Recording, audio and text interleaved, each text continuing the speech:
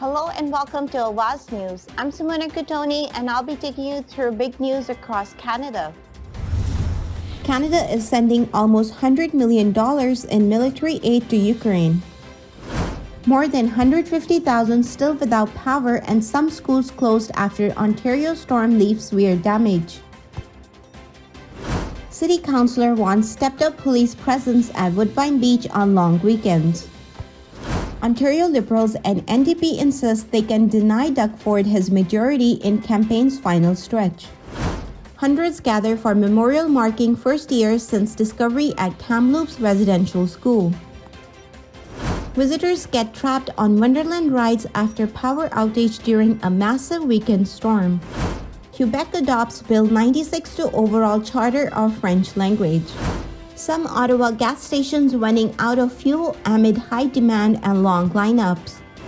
The Canadian Elite Basketball League is now the biggest pro sports league in Canada. St. Louis police looking into threats made towards Avalanche's cadre.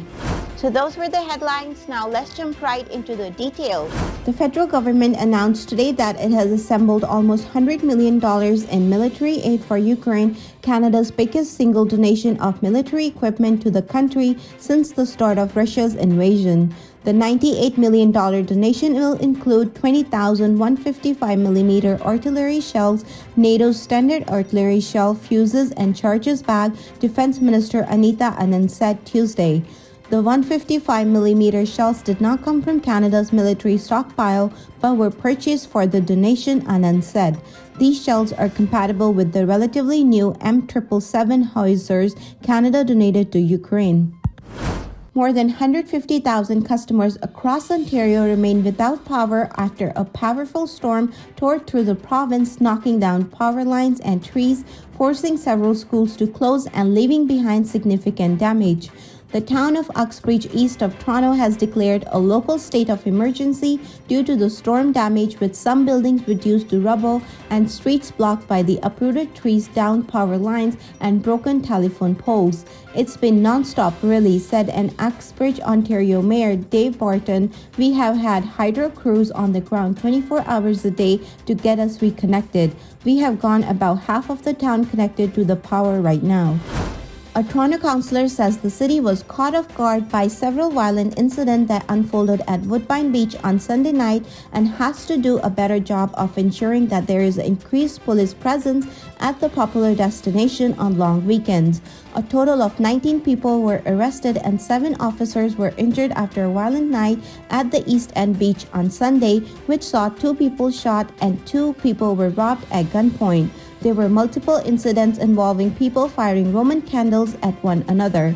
On Monday night, the situation was calmer. However, police said that one person was stabbing during a fight at the Ashbridge Bay Park.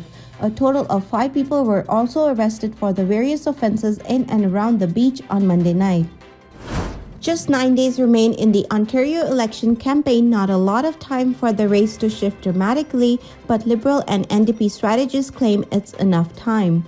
Both those parties hope they would have definitely left the other in the dust by this point in the campaign and sitting within clear striking distance of Doug Ford's progressive Conservatives. It hasn't worked out that way. The story of the race so far is how little has changed since the campaign period officially began nearly 3 weeks ago. The pieces have consistently led Stephen Del Duca's Liberal province wide by a margin that has never dropped below 7 percentage points. Meanwhile, the Liberals have been unable to open up a gap of more than 5 points over Andrea Horwath and her steadily third-place New Democrats. Still, both the Liberals and NDP insist they see a path to prevent a second term for Ford's progressive Conservatives. As the sun poked out from behind the mountains in Kamloops, BC early Monday morning, dozens of people gathered at the Arbor to mark the 1-year anniversary of the announcement that potential unmarked graves has been found at the site of the former Kamloops Indian Residential School. The ceremony by the First Nation was first of the many Monday to honor the children whose lives were lost while being forced to attend residential school, whom the nation has come to refer as Lee Esue the Missing. By mid-morning, hundreds of people had arrived. Some women donned ribbon dresses and other regalia, while others wore orange shirt, a symbol of solidarity with survivors and their families to mark the day. Birds chirped as the traditional drumming and the powerful song rang out, while the smell of the cleansing sage filled the air. A power outage at Wonderland led to a scary situation after guests were trapped on rides for about 30 minutes during the severe Ontario storm this weekend. In a video posted to TikTok on Sunday, which has been since viewed more than 1.3 million times, people can be seen stuck on a ride as the park gets pummeled by heavy wind and rain.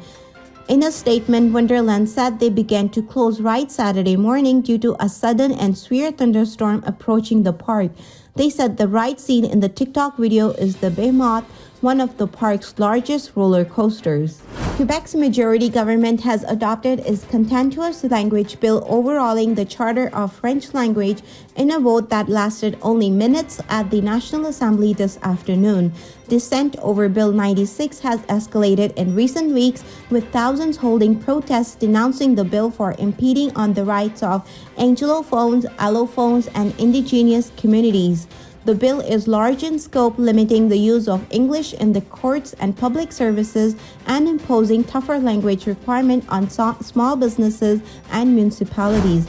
It also caps the number of students who can attend English language colleges, known as CEGEPS, and increase the amount of French courses students at the college must take. Two opposition parties voted against the law. The party Quebecos said the legislation did not go far enough in protecting the French language in Quebec, while the Quebec Liberal Party leader Dominique Anglade denounced the bill's use of notwithstanding clause, saying it goes too far. Saturday's damaging fatal windstorm has made it difficult to get fuel in Ottawa region. Some gas stations have closed due to the damage or lack of power, while others have simply run out of supply. Long lines have been reported at some stations that do have fuel, others are operating close to normal. All this come after the major wind and thunderstorm blew down trees and hydro equipment across a wide swath of eastern Ontario and parts of western Quebec, leaving tens of thousands of customers without power for nearly 72 hours. Gas is in demand for driving to get supplies, traveling to places with power, and running generators and other storm cleanup equipment like chainsaws, blowers, and more. The Canadian Elite Basketball League is now the biggest pro sports league in Canada. With the addition of 3 expansion clubs for the 2022 season, the CEBL has more Canadian-based teams than the NHL, NBA, and MLB combined. The Montreal Alliance, Scarborough Shooting Stars, and Newfoundland Growlers may not be getting in the ground floor, but they are accelerating the league's rise to the top. Thank you for tuning in. I'm Simone Cutoni, and I'll see you tomorrow, same time, same channel. Adios.